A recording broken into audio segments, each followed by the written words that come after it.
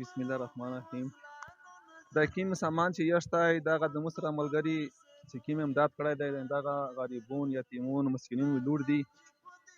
دا تقریبا 200 جوړې دي خو دغه میش پیش پر وو جوړې باندې کړی دی چې دا کوم سامان نور یشته دغه میش تقریبا یا د چینا یا د ورژې سامان کم دی کسون ډیر دي کنه خو چې کوم سامان د میش سره وه دغه هم راواسو ونشته چې هغه میش سره وکړو و نور که په دوبۍ کې دي که په پاکستان کې دي که په امارات کې دي چې په کوم وطن کې دي چې دا ویډیو وویني دا خلک ټول غریب دی د افغانستان منطقه د میش درمل ولسوالي خلک مجبور دی ډېر کنه دا قرون غریبون خلک دی و اچھا د پر پچار دو چې مثال په کول کې د میش د یوې درجې دغه مثال مرسته دو چې میش یې بستر کی چې په کول کې د میش سره 50 درهم امداد می سپر ورنه وکړو په دا کې مثال په میاش کې څلوري په دې بندرسي د کولر درېمي 50 درهم دې ته ډېر څه ونه جوړیږي کنه و دا مو چې کوم امداد کړی دا مثال څلور 15 کسونه امداد کړی دی چې په پنډای کې اسلام آباد کې دي یا په باندې کې دي د کاپړو ولادي او دلته څو کسونه 2-3 کسونه سره کړی دی کنه دا په برکه دا غریبون حال تای مثال دا خبره تا وکړه خپل حاجی سے پرنار خبره وکړه د مل خال غریب خال تای په افغانستان کې برمل کې هیڅ شي ماتغه نشته طریقه نشته د ښه د برکه پاکستان د افغانستان د خود سره شکدلای وطن د برمل مل غریب خال د پروتای نه پاتای شینه ستی په ځان کې استېږي نن نشته دمره د یو یا د بل پلوس یا د خدای پاک په امداد باندې په د غاجی ته دمره خلک ته شابر کړي چې مشته په نه دمره ملاو کړم او مش دا د نو غوړي چې هر مسلمان ورناوي چې په نن اروره د بیرمل د خلک سره غریبون دي تیمون دي ډېر کونډه رنډه دي ډېر جنگینه طریقه په تیر شو تکلیفونه په تیر شو چې سره به کوم ډېر د خدای خیر ورکو الله د په نن اروره کامیاب کو د سامانو ته کې د کیمه جوړه تقسیم کړي دي د مثال 200 جوړې دي او په دا کې کیم کسون په تشریح وی نوی کسون پر غلي دي کنه 200 کسونو جوړې مش په دا کې وخت دي او چې کیم کسون کوته شایسته ان شاء الله غزه بیا په دنا ورسه درکاو او په حاضر وخت کې چا کسون خپانه شه ځکه چې نوی کسون پر غلي دي اپ تکیر نه سامان نه و د جوړې نه کنه او هغه نه ورسه چې مش کیم نوم د توخلي هغه کسون صحیح هغه مش درکوي ان شاء الله سیدو او سای پلای په پلای ملک سای نیامای صدګای نور چې هر څوک دي د کیم کومول دي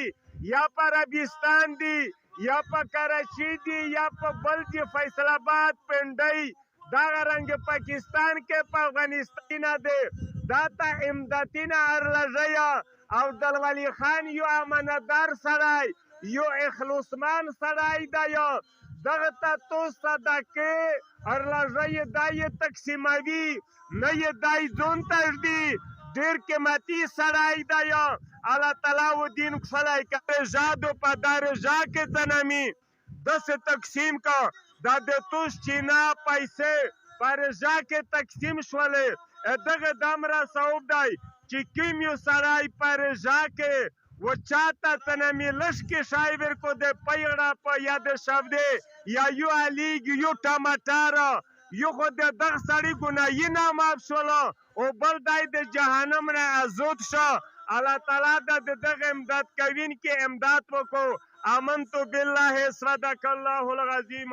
خدایا تلری ودان داد ګلو ګلستان خدایا تلری ودان داد ګلو ګلستان خایستا افغانستان خایستا افغانستان خایستا افغانستان خدایا تلری ودان داد ګلو ګلستان خدایا تلری ودان داد ګلو ګلستان خایستا افغانستان خایستا افغانستان خایستا افغانستان د شمل وړو ظلمو کور دی خایستا افغانستان خایستا افغانستان د شمل وړو ظلمو کور دی خایستا افغانستان خایستا افغانستان په غیرتونو یې ګواه دي تاریخونه خایستا افغانستان خایستا افغانستان خدایا تل لري ودان دا د ګلو ګلستان خدایا تل لري ودان دا د ګلو ګلستان خایستا افغانستان خایستا افغانستان خایستا افغانستان دل وړو غرو وطن دی خایستا افغانستان